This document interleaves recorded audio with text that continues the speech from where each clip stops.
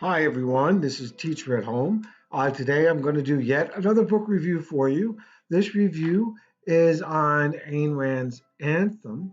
A little background for you.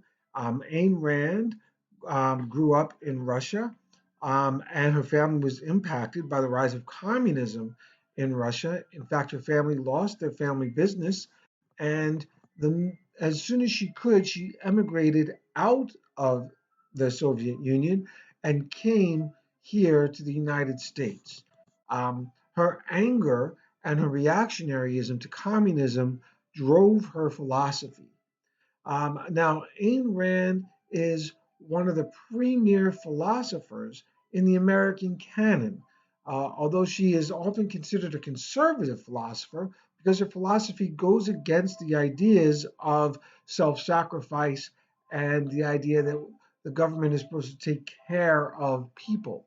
Because what she saw from her experience was the only way the government could take care of some people was to take things away from other people.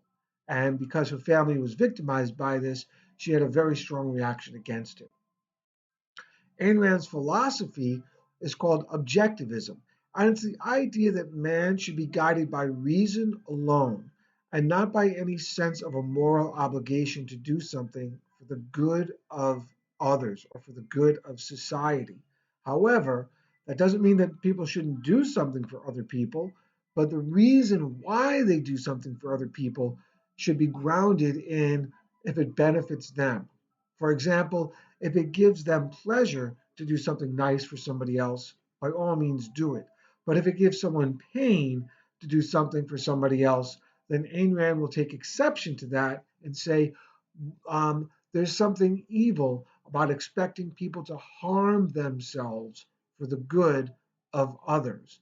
And this makes Ayn Rand a highly controversial figure. She takes objectivism to the next level in her novel Anthem, which is a dystopian novel written in 1938. As far as I know, this is only the second dystopian novel ever written, the first one written by another Russian writer called In Ayn Rand's novel Anthem, the main character, Equality 7:25:21, lives in a society that is dominated by the collectivist ideal. Everybody is expected to live for the good of society, for the benefit of everybody else. And the end result of this is people are generally miserable. Um, Equality 7:25:21 is driven to learn. He wants to know things, he wants to learn things. And that desire is considered selfish and evil in the society in which he lives. But equality can't help himself. He's pushed by his inner drive to learn more and to discover more. And this makes him a rebel against his society. And in his rebellion against his society, which he keeps hidden, he starts to do experiments where he rediscovers technology from the past. So, although this is a novel set in the future, the technology is old technology because everything from the quote unquote unmentionable times before the Great War, the Great Rebirth, everything before that is considered evil and should be tossed off. So equality rediscovers electricity, for example, and the electric light. And that's because he comes into contact with material from the unmentionable times. When he tries to bring this into his society for the betterment of everybody else, in the hopes of having a new kind of assignment in that society where he can use his mind, he is basically treated as a rebel, as evil, and as somebody who is going to be burned at the stake and published publicly. So, Ayn Rand's Anthem is a fantastic piece of dystopian literature, and the philosophy is extremely important in its own right, predominantly because, in general, education is the marketplace of ideas, and Ayn Rand's ideas are often vilified by people on the left, many of whom are educators, who believe that these ideas are selfish and should not be placed in front of kids because our society tends to lend itself to the idea of service to others and self sacrifice for others, which is exactly the opposite of what Ayn Rand promotes.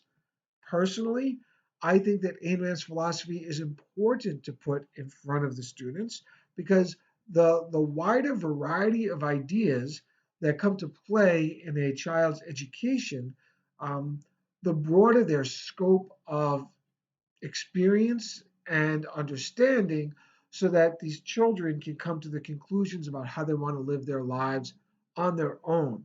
And I do believe that education's purpose is to present these different ideas to the students. So if you have a teacher who is presenting this book to your child, I would embrace that teacher as somebody who's trying to give them a different perspective or one that is often overlooked in today's public educational system. The book that you see here, this particular version of Ayn Rand's Anthem, is provided for free to schools by the Ayn Rand Institute. They do this because they're designed to help um, put Ayn Rand's ideas out into the marketplace of ideas. And to do that, they also sponsor a nationwide essay contest every year where they break the essay contest down into grade levels. And each grade level has a grand prize winner and a first place and a second place. Um, and um, and it goes down from there. What do they provide for the winners? Well, they actually provide cash. They don't give you a scholarship. The Ayn Rand Institute, because of her philosophy, figures people should be able to spend the money as they want.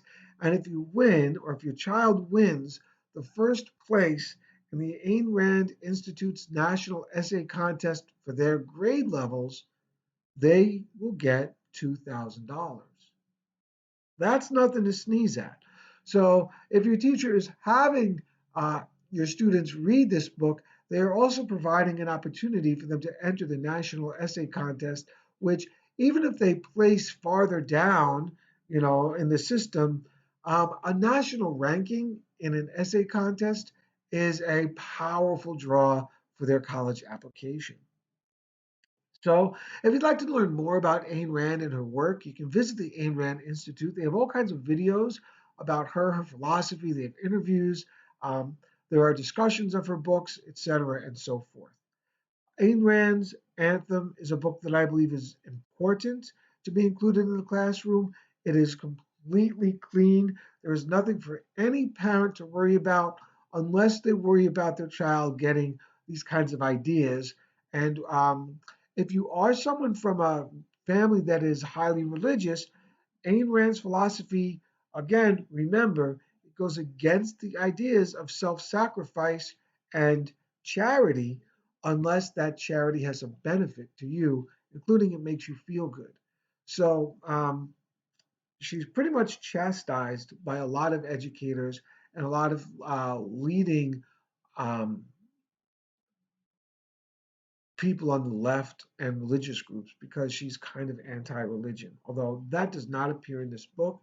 This book has no sense of religion. There is no discussion of religion in the book at all. It is purely about a young boy in a society that tries to control every aspect of his life for the good of everybody in the society and how that creates unhappiness throughout the society and drives this young boy to rebel against society, the society in which he grows up.